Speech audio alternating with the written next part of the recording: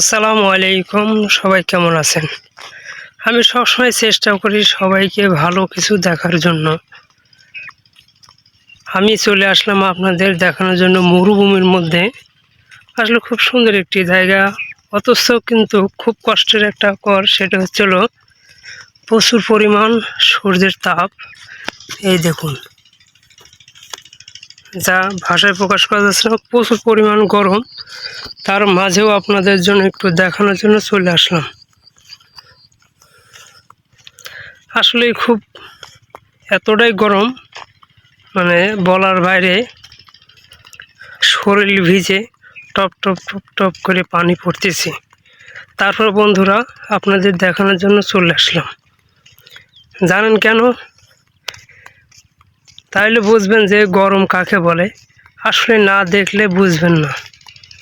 এখন বর্তমান যে আমাদের এখানে প্রচুর গরম, গরমের সহ্য হচ্ছে না। ইনশাল্লাহ আল্লাহ তাআলা অবশ্যই আমাদের সামনে ভালো কিছু দিবেন, এই জন্যই মনে হয় এত গরম। আপনাদের কেমন লাগছে অবশ্যই একটু জানাবেন। দেখুন, খুবই চমৎকার জায়গার দৃশ্য। আমি আপনাদের ঘুরাইয়া দেখাই। সামনে নিয়ে আসবো আরও নিত্য নতুন ভিডিও ইনশাল্লাহ সবাইকে দেখানোর জন্য।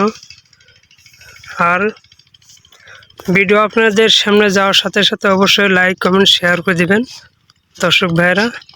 এই দেখেন মরুভূমির মধ্যে বড়ই গাছ, অসাধারণ না? আমার কাছে কিন্তু খুব ভালো লাগছে। আরও আছে এই জায়গা। আবার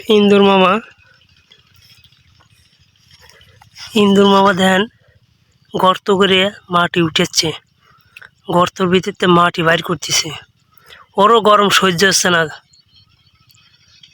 বড়ই গাছের নিচে মাথা আস্তে আস্তে বাইর করতেছে না আমার দেখে।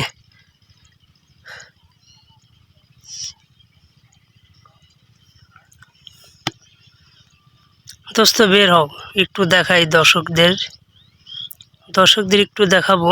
একটু বের হও। না, বের হলো না, আর দেখাতে পারলাম না। তাহলে সামনেতে অগ্রসর হই।